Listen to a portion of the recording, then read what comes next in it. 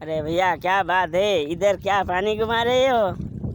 पानी कहाँ से घुमाएगा? पानी चालू करने के लिए आए हैं, लेकिन बहुत पानी है, बारिश नहीं आ रहा है, क्या करें?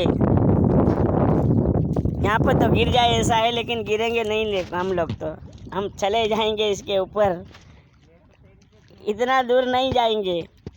ये आगे आगे चल रहा है राजेन, और हम जा रहे हैं पानी के ऊपर, लेकिन पानी इधर है, हम इधर है। ये देखो, इधर तो खाली पड़ा है, लेकिन हमारा तालाब तो भरा हुआ है। देखो बहुत सारा पानी है। हम इधर गुजरात में है, हम है एमपी के, लेकिन वीडियो बनाते हैं कभी कभी। अभी वीडियो बनाना चालू करा है भैया, लेकिन वीडियो को सब्सक्राइब करना, लाइक कर देना, सब्सक्राइब करना भैया। ये पानी है, बहुत सारा पानी है। कभी कभी हमारे वीडियो को एक लाइक तो मार दिया करो।